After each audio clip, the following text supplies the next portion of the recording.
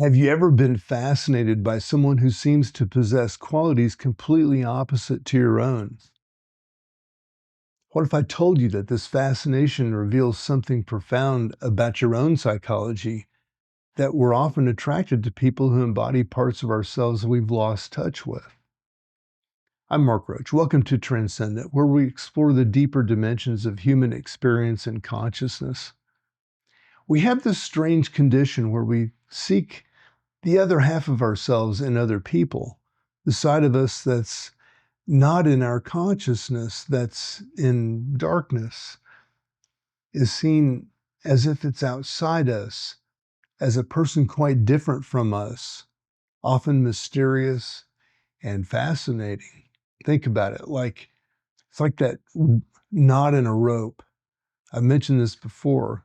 We're experiencing processes rather than fixed things. But we've forgotten parts of ourselves, and then we project these forgotten qualities onto others. Think about your closest relationships. What qualities do these people have that you admire or find fascinating? These might be clues to aspects of yourselves you've disowned or haven't developed, the missing half of your wholeness. When we become increasingly conscious of our wholeness, we cannot fall in love in the same way. We cannot be fascinated, but we can be attracted. Mutual attraction is not fascination. Fascination is based on illusion. This explains why so many relationships that begin with intense fascination eventually lead to disappointment. We're not really seeing the other person, we're seeing our own projected potential, our own missing half. Here's the practice to help you recognize your own projections.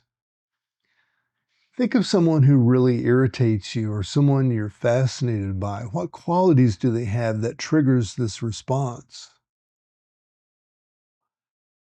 Now ask yourself, where might this quality exist in me, even in a small way? This isn't about blame, it's about reclaiming parts of yourself, about becoming whole. But what happens when you start to recognize and integrate these projected parts? How does it change your relationships? And why is this process so challenging for most of us? When we find and fit the missing half on, the rankling points are sheathed. It's like fitting the two edges of a cracked plate. The jutting out bits fit exactly into the opposite bits. This doesn't mean that you have to stop meaningful relationships. It means your relationships become based on reality rather than on projection, on seeing the other person as who they really are, not as a carrier of your own disowned qualities. So this week, try the projection exercise that I mentioned. Notice one person who fascinates or irritates you and look for that quality in yourself. Share what you discover in the comments. And if you want to explore more about how to work with resentment, which often is tied to projection, subscribe to Transcendent for next week's journey into the mechanics of our hidden emotions.